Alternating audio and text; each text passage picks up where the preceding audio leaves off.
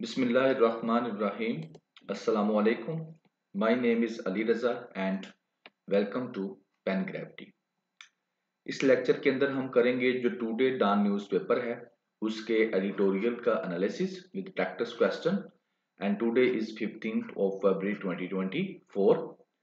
Practice question के अंदर आपके ये वाले एरियाज के ऊपर फोकस किया जाएगा जिसके अंदर इंग्लिश ऐसे है, करंट अफेयर है, पाकिस्तान अफेयर्स हैं, सोशल साइंसेज के जो आपके ऑप्शनल सब्जेक्ट हैं वो कवर हो जाएंगे, उनके कुछ एरियाज, क्रिटिकल अप्रोच आपकी डेवलप हो जाएगी, आर्गुमेंट बिल्डिंग अप्रोच आपकी डेवलप हो जाएगी जो कि कंपीटिटिव एग्जाम्स के रिटन पोर्शन के साथ साथ आपकी इंटरव्यू में भी हेल्प करेगी।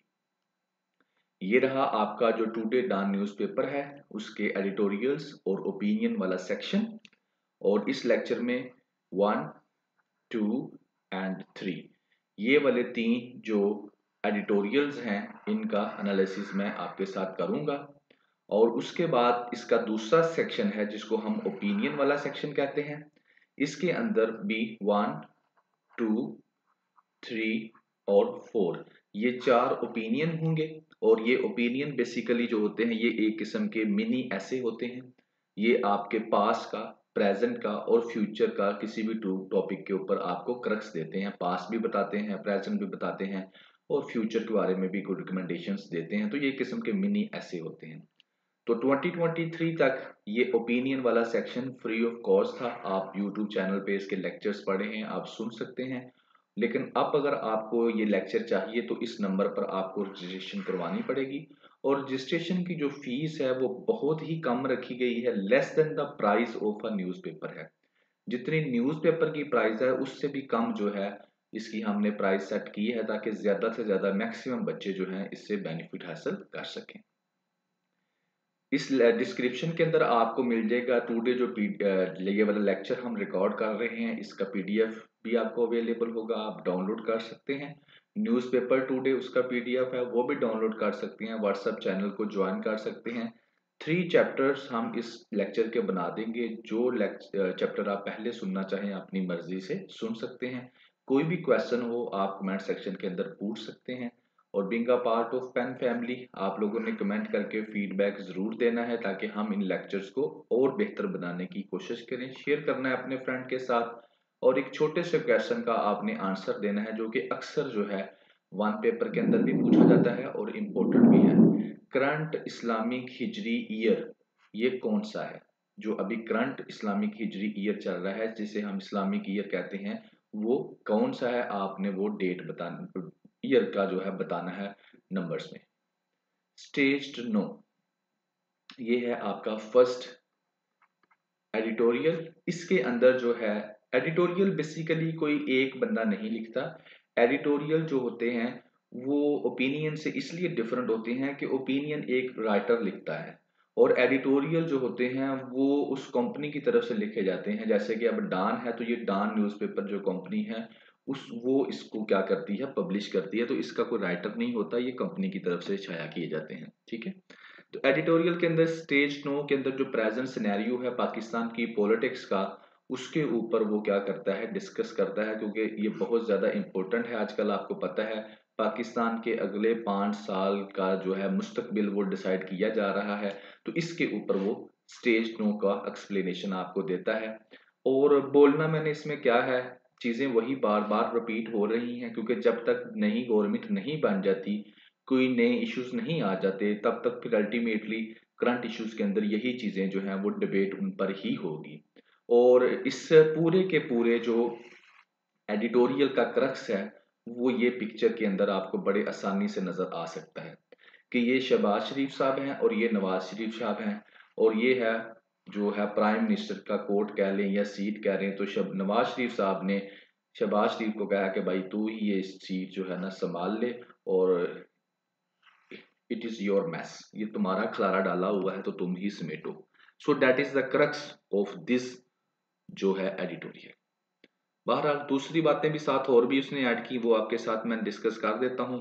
पीडीएम 2.0 आ रही है जी, दूसरा वर्जन आ रहा है। पहले भी बता चुका हूँ, पहले वर्जन आपके सामने था, उसने क्या हाल किया पाकिस्तान का। ठीक है। तो राइटर कहता है कि पीडीएम 2.0 आ रही है। पाकिस्तान मुस्लिम लीग नवाज जो है उसको अब लीड करेंगे। इस PDM-2 का कह रहा है इस मिक्सचर कैसा होगा जैसे पुराना था। शहबाज शरीफ साहब जैसे पहले प्राइम मिनिस्टर बने थे वही बनेंगे। पाकिस्तान पीपल्स पार्टी भी इसके अंदर होगी और MQM होगी, पाकिस्तान मुस्लिम लीग काफ होगी और BAP ये भी इसके अंदर होंगे। इंडिपेंडेंट इस्तेहकाम पाकिस्तान पार्टी जो बनी थी जहांगीर तरीन खान की, उसके बंदे भी इस PDM के अंदर शामिल होंगे। तो ये सारे का सारा जो है ये मिलकर जो है PDM-2 बनाएंगे और इनके लिए जो क्रिटिकल मैटर्स होंगे गवर्नमेंट बनने के बाद पाकिस्तान के, वो होगा इकोनॉमी और फॉरेन अफेयर्स। फॉरेन अफेयर्स में आपको पता है फॉरेन पॉलिसी आ जाती है, मुस्लिम दुनिया के साथ ताल्लुक कैसे रखने हैं, अपने नेबर्स के साथ ताल्लुकात को कैसे बेहतर करना है, तो ये चीजें आ जाती हैं। अब वो कहता है आगे क्रिटिसाइज करता है कि अब ये बंच ऑफ पेट्रोटिक पॉलिटिशियंस जो कि पाकिस्तान से बड़ी मोहब्बत करने वाले पॉलिटिशियंस का एक ग्रुप है, ये अब इनका मिशन क्या है कि वो पाकिस्तान को बचाएं। ठीक है, ये वाले ऊपर वाला जो PDM-2 है, कहता है कि हालांकि पहली दफा जो था इन्होंने काफी बुरा हाल किया था पाकिस्तान का इकोनॉमी का। ठीक है, आगे वो कहता है given the government to Shehbaz Sharif को प्राइम मिनिस्टर जो है बनाया जाएगा। मरियम नवाज साहबा जो हैं उनको चीफ मिनिस्टर ऑफ पंजाब जो है वो बनाया जाएगा। और PDM जो है उसकी जो लास्ट टर्म है वो हमारे सामने थी, तो उससे हम क्या अंदाजा लगा सकते हैं कि अब इस तरह की जो PDM जो है 2.0 आने वाला है वर्जन, तो ये जो वर्जन है क्या जो कंट्री हमारी को जो चैलेंजेस हैं उनका क्या ये अलायंस जो है उनको एड्रेस कर पाएगा। जो हमारे पाकिस्तान के प्रॉब्लम्स हैं, तो ये जो PDM-2.0 है क्या वो इन मसाइल को हल कर पाएगी। जिस तरह पहले तो ये हल नहीं कर पाए थे, तो क्या अब ये हल कर पाएगी। तो अल्टीमेटली फिर एक बहुत लंबी लिस्ट है जो कि पाकिस्तान के प्रॉब्लम्स की है। ठीक है, जिनको हल करने की जरूरत है। लेकिन एडिटोरियल्स वाले ने सिर्फ एक ही लिखा था इकोनॉमी, तो मैंने कुछ एक दो और भी ऐड कर दी। तो जैसे है इकोनॉमी के क्राइसिस आपको पता है चल रहे हैं, महंगाई बहुत ज़्यादा हो चुकी है, टैक्स रिफॉर्म की ज़रूरत है, आपने जो कर्जा लिया हुआ है उसकी सर्विसेज के लिए आपको डॉलर चाहिए, तो इंटरनेशनल जो लैंडर्स हैं उनके साथ हमें स्टेबिलिटी चाहिए जिनसे हमने कर्जा लिया हुआ है। तो ये कुछ मैंने इसके अंदर ऐड कर दिए। बाकी बहुत बड़ी लंबी लिस्ट है जिसके अंदर जो है हमारे नेबर कंट्रीज के साथ हमारे रिलेशंस हैं। ठीक है, टेररिज्म है, पॉलिटिकल इंस्टेबिलिटी थी और अभी भी होगी, पॉलिटिकल पोलराइजेशन है पाकिस्तान के अंदर, और इसके साथ साथ ओवर पॉपुलेशन का प्रॉब्लम है, अनएम्प्लॉयमेंट है, एजुकेशन का प्रॉब्लम है, लैक ऑफ क्वालिटी एजुकेशन ने जो वो है, और हेल्थ सर्विसेज जो हैं वो रिक्वायर्ड हैं, और यानी कि देयर इज लिस्ट बड़ी लंबी है। ठीक है, तो बहरहाल ये सारे के सारे कौन से हैं कंट्री के चैलेंजेस हैं हमारी कंट्री के लिए।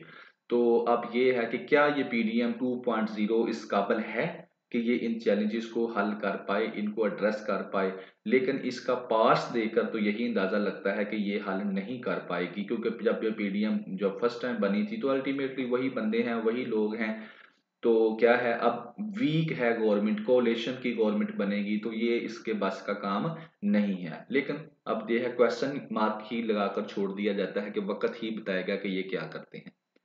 पेपर पर्सपेक्टिव में अगर मैं बात करूँ, डेमोक्रेसी हमने देखा है इसके अंदर के डेमोक्रेसी, पाकिस्तान के अंदर डेमोक्रेसी का क्या हाल हो रहा है। PDM-2.0 हमारे सामने आउटपुट आई है डेमोक्रेसी की, और जो डिफरेंट चैलेंजेस थे मैंने आपको बताए हैं पाकिस्तान को क्या चैलेंजेस हैं, और पिछले कई सालों से यही पाकिस्तान के, बल्कि जब से बना है यही चैलेंजेस हैं और अभी तक सॉल्व नहीं हो सके। तो देखना यह है कि अब ये PDM-2.0 जो है सेकंड वर्जन जो है इन चैलेंजेस को हल कर पाता है या नहीं। अब नेक्स्ट जो आपका एडिटोरियल है नंबर 2 पर, वो क्या है, PTI's ऑप्शन, PTI के पास क्या ऑप्शन है। ठीक है, यानी कि दूसरों ने तो PDM-2.0 बना ली सब ने मिलकर, तो अब PTI क्या करे, PTI के पास क्या ऑप्शंस हैं, वो डिस्कस करता है कि PTI क्या करने जा रही है। ठीक है, तो ये भी अल्टीमेटली डेमोक्रेसी से रिलेटेड है आपका टॉपिक, और पॉलिटिक्स से रिलेटेड है, पाकिस्तान की पॉलिटिक्स से रिलेटेड है। तो कहता है कि PTI के फर्स्ट, अब वो एक्सप्लेन करता है कि जो PTI बैक्ड कैंडिडेट्स हैं in the national Khyber Pakhtunkhwa assembly, वो क्या है, एक बिगेस्ट और सिंगल ब्लॉक बन गया है, सबसे बड़ा यानी कि ब्लॉक बना है। ठीक है, जो PTI के बैक इंडिपेंडेंट कैंडिडेट्स हैं सबसे ज्यादा वो हैं। अब प्रॉब्लम ये है आगे चल के वुमेन्स और मिनोरिटी की जो सीट्स हैं उनका उनका क्या किया जाए, वो कैसे ली जाए। वो मैं आपको पहले भी प्रीवियस लेक्चर में बताया था कि 70 सीट्स होती हैं, तो हर पार्टी जितनी परसेंट ओपन मेरिट के ऊपर सीटें जीतता है उसी परसेंटेज के हिसाब से इन 70 सीट्स के अंदर को उनको सीटें दे दी जाती हैं। तो क्योंकि PTI as a political party जो है उसने इलेक्शन नहीं लड़ा, तो फिर अब वो सारे कैंडिडेट्स तो इंडिपेंडेंट हैं, तो उनको पहले जो है इंडिपेंडेंट कैंडिडेट्स को तो ज़ाहिर है कि रिजर्व सीट नहीं मिल सकती।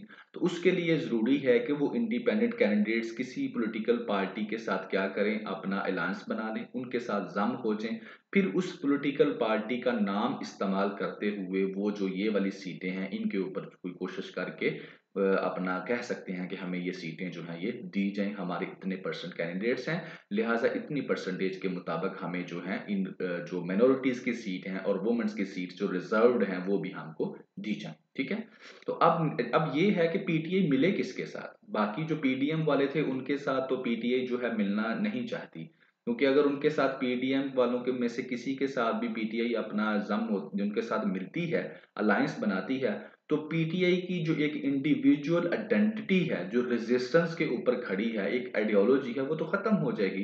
तो लिहाजा ये जो है पीडीएम वालों के साथ नहीं मिलना चाहती। लेकिन अब प्रॉब्लम ये है कि अगर नहीं मिलेगी किसी पार्टी के साथ, तो वुमेन्स की और मिनोरिटी की जो रिजर्व सीट है वो भी इसको नहीं मिल सकेंगी। तो अब इसके ऊपर उन्होंने पहले दिन कुछ दिन पहले भी बात हुई थी कि यही प्लान किया जा रहा है कि मजलिस से वहदतुल मुस्लिमीन के साथ और जमात इस्लामी के साथ जो है वो कोशिश कर रहे हैं कि हम अलायंस बना लें नेशनल असेंबली के अंदर, केपीके के अंदर और पंजाब के अंदर। ठीक है ना, लेकिन वो कहता है राइटर कि ये इतनी आसान चीज नहीं है। क्यों नहीं है? क्योंकि जो पहली बात है, जो जमात इस्लामी है वो इंटरेस्टेड ही नहीं है कि वो खैबर पख्तूनख्वा में पीटीआई के साथ काम करे। और दूसरी बात जो है, जमात इस्लामी का कोई रिप्रेजेंटेटिव भी नहीं है की असम्बली के अंदर। एक आधा तो कम अज कम होना चाहिए ना, फिर ही आप अलायंस बनाएंगे ना आगे। तो ये एक चीज है।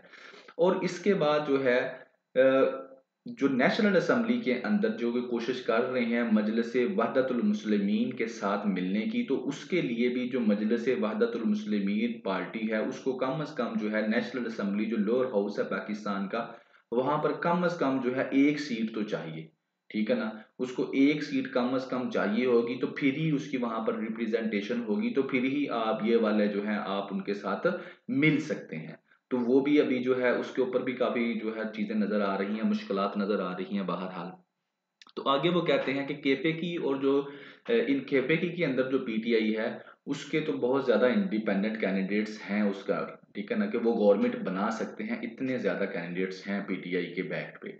लेकिन अब ये क्या है कि वो वुमेन्स और मिनोरिटीज की सीट्स को किस तरह से सिक्योर करती हैं, ये सारी की सारी अब इसके ऊपर जो है ना डिबेट है कि किस तरह से वुमेन्स और मिनोरिटी की सीट जो रिजर्व्ड हैं उनको हासिल किया जा सके। लेकिन जो करंट सिनेरियो हमारे सामने है उसको सामने रखते हुए जो इलेक्शन कमीशन का जो एक्ट है उसके मुताबिक जो है ना काफी इम्पॉसिबल सी जो है ना सूरत हाल बन चुकी है पीटीआई के लिए कि वो ये मिनोरिटीज की और जो वुमेन्स की जो रिजर्व सीट है वो हासिल कर सके।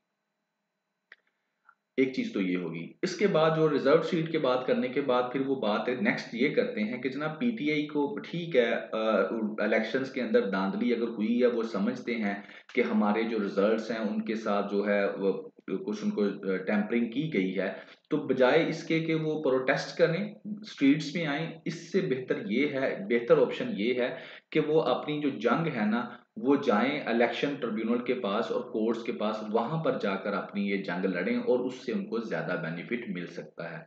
और इस जंग को लड़ने के साथ साथ वो ये करें कि नेशनल असेंबली के अंदर जो है वो जाकर एक स्ट्रॉन्ग अपोजिशन का जो है किरदार अदा करें। तो ये दो काम कहता है कि उनको करने चाहिए करंट सिनेरियो के अंदर। ठीक है, और बल्कि वो कहता है कि रिटर्निंग ऑफिसर्स के जो डिसीजंस थे उनके ऊपर जो है इनको इनके रिजल्ट्स जो हैं वो चेंज किए गए या जो भी किया गया, तो ये फैसला जो है वक्त के साथ हो जाएगा। और यहाँ पर मैं एक और चीज बता दूं, मैंने लास्ट टाइम भी बताया था, जो प्रिजाइडिंग ऑफिसर होता है वो जिस फॉर्म के ऊपर जो पोलिंग स्टेशन का जो इंचार्ज होता है वो बेसिकली ये प्रिजाइडिंग ऑफिसर होता है, किसी भी पोलिंग स्टेशन का जो देख रहा होता है। तो पोलिंग जो है ना ऑफिसर जो है, sorry, presiding officer polling station का प्रिजाइडिंग ऑफिसर होता है, और ये फॉर्म 45 के ऊपर क्या करता है, रिजल्ट तैयार करता है। और जो रिटर्निंग ऑफिसर होता है ना ये फॉर्म 45 कलेक्ट करता है और वहां से फिर ये फॉर्म 47 के ऊपर रिजल्ट तैयार करता है, और फिर ये रिजल्ट आगे election commission of Pakistan announce करता है। तो यहाँ तक तो गेम बिल्कुल ठीक रही, फ्री एंड फेयर रही मेजोरिटी ऑफ द केसेस में। हाँ, कुछ केसेस में ये नहीं मिला लोगों को, तो वहां पर तो थोड़ी सी खराबी हुई, लेकिन ओवरऑल ये जो है ठीक रहा, सबके सामने था। लेकिन उसके बाद जब ये वाला आता है तो फिर प्रॉब्लम पैदा हो जाती है, फिर लोग कहते हैं कि धांधली हुई है। पेपर पर्सपेक्टिव में अगर इसमें मैं डिस्कशन को लेके जाऊं तो ये बेसिकली डेमोक्रेसी जो पाकिस्तान के अंदर है उसी के ऊपर थी। रिजर्व सीट्स और किस पार्टी के साथ मिलना है, पॉलिटिकल सिनेरियोस ने आपके साथ करंट जो है वो एक्सप्लेन किया, और इलेक्शन कमीशन ऑफ पाकिस्तान का जो रोल था कि किस तरह से इलेक्शन कमीशन ऑफ पाकिस्तान में, इसके ऊपर ज़्यादा बात नहीं करना चाहूँगा कि प्रीवियस लेक्चर्स में मैं काफ़ी बात कर चुका हूँ किस तरह से एक वीक बॉडी बनकर हमारे सामने आया है, जो कि डेमोक्रेसी के अंदर क्या है, एक हर्डल है। ठीक है। थर्ड आपका है revitalising the Indus. Revitalising basically होता है कि रीन्यू कर देना, जान डाल देना किसी चीज के अंदर, उसको रेनोवेट कर देना, उसको रीबिल्ड कर देना, बिल्डअप कर देना उसका। ठीक है ना, तो ये इंडस के बारे में बात करता है कि रिवाइटलाइजिंग की जा रही है इंडस की। अब इंडस में क्या है जी, बेसिकली पहले तो वो देख लें कि क्या किया जा रहा है। ये इंडस जो है ये एक रिवर है आपका, जिसे आप इंडस रिवर जो पाकिस्तान के अंदर है, तो इसकी बात की जा रही है। ये पाकिस्तान का सबसे बड़ा लंबा दरिया है जनाबी अली, ये वाला इस तरह से ही गुजरता है। ठीक है। और अगर मैं इस मैप से आपको दिखाऊं तो ये एक मैप है जिसके अंदर जो है बेशुमार किस्म के जो पाकिस्तान के अंदर जो रिवर्स हैं वो, और इसके सराउंडिंग में जो भी रिवर्स पाकिस्तान से गुजर रहे हैं वो सारे शो करवाए गए हैं, और इनमें ये वाला है आपका इंडस रिवर। ठीक है जी, ये है आपका इंडस रिवर। ठीक हो गया जी। अब इस इंडस रिवर पे क्या है, जैसे इंडस वैली सिविलाइजेशन है। ठीक है, इंडस वैली सिविलाइजेशन है, और इस इंडस रिवर का जो पानी है वो क्या है, लाइफ लाइन है पाकिस्तान की।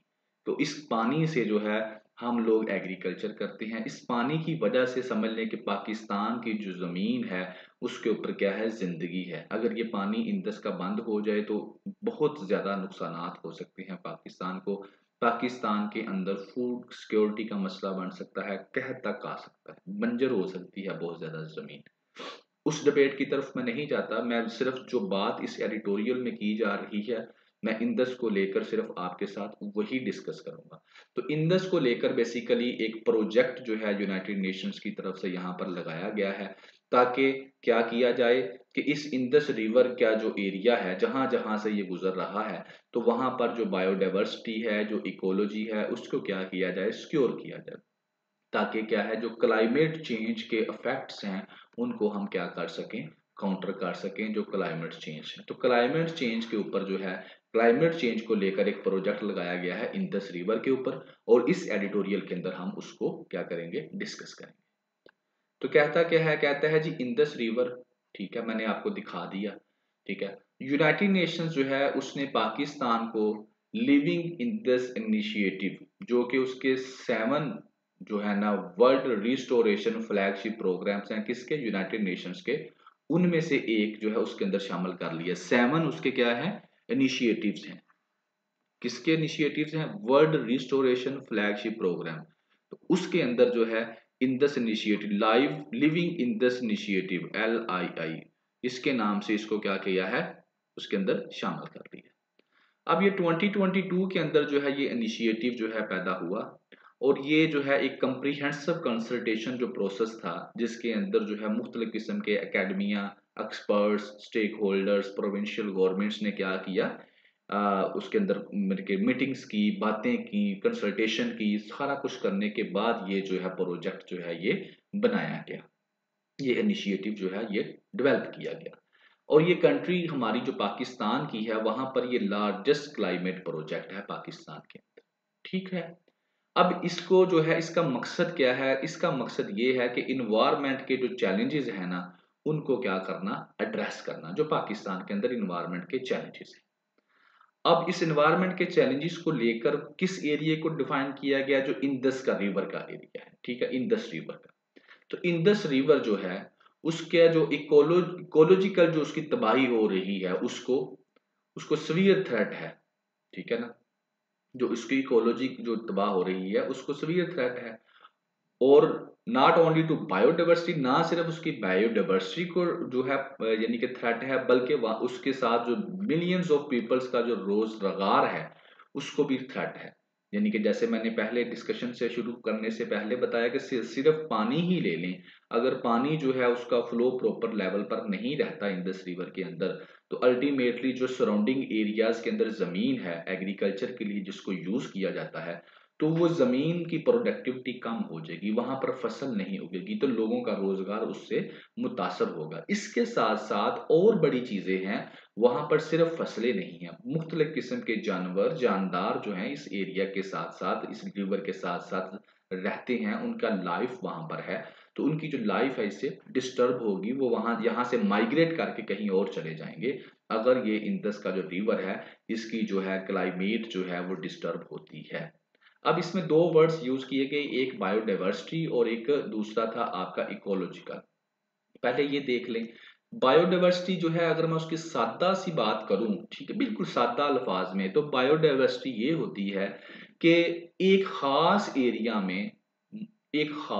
में जैसे हम इंडस रिवर की बात कर रहे हैं ना, ये तो इस एरिया के अंदर जितने भी जानदार वहां पर रहते हैं मुख्तलिफ किस्म के, वो उसकी बायोडाइवर्सिटी कहलाते हैं। ठीक है, तो इसको क्या है, इन बायोडाइवर्सिटी को थ्रेट है। इकोलॉजी क्या होती है, इकोलॉजी बेसिकली ये होती है कि ये रिलेशन होता है between organisms and their environment.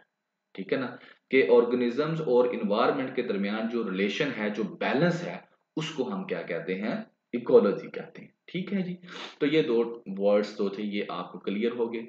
अब वो कहता है कि इंडस जो है ना, tragically come to know second most polluted river in the world, दुनिया में दूसरा बड़ा गंदा दरिया बन चुका है इंडस। तो अब ज़ाहिर है इस इनिशिएटिव के तहत हम क्या करेंगे, इसकी साफ सफाई करेंगे, इसको रिस्टोर करेंगे, इसमें दोबारा हम क्या करेंगे, जान डालेंगे।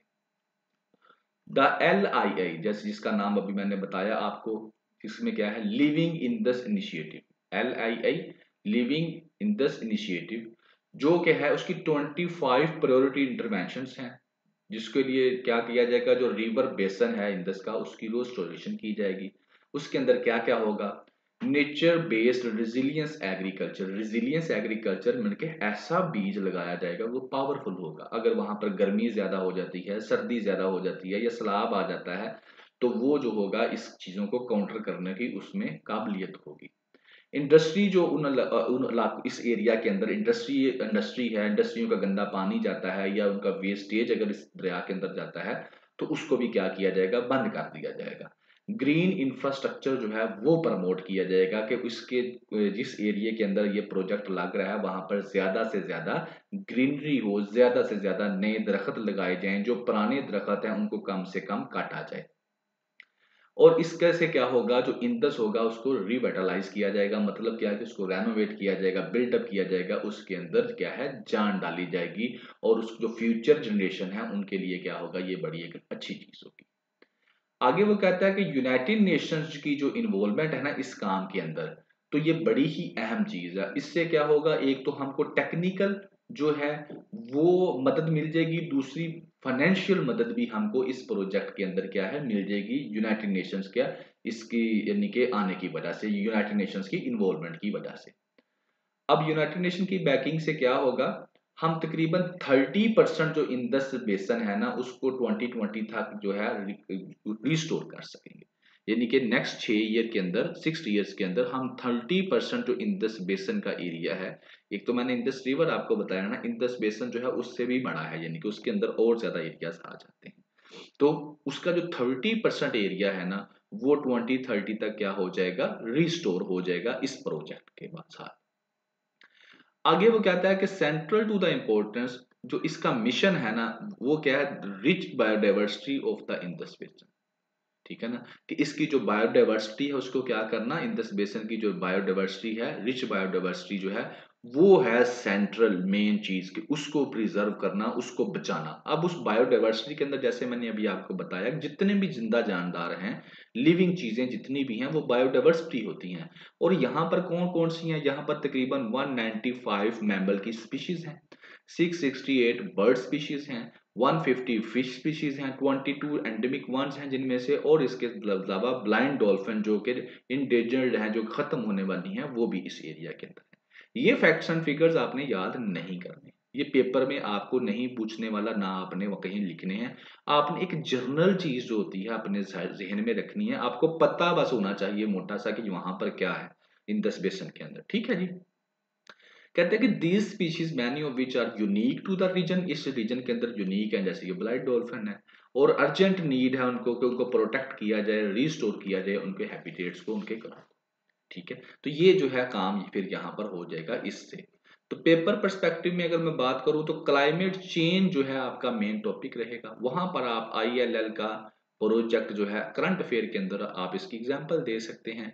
ऐसे के अंदर भी कहीं भी अगर आपने करना हो तो आप इसका हिंट जस्ट दे सकते हैं, जस्ट लाइक ILL प्रोजेक्ट। और साथ में सिर्फ हिंट नहीं देना, थोड़ा सा एक या दो सेंटेंसेस के अंदर आपने लिखना है, ताकि जो एग्जामिनर है उसको पता चल सके, क्योंकि ऐसे का एग्जामिनर जरूरी नहीं है कि उसको करंट अफेयर का और मुख्तलिफ चीजों का आइडिया हो।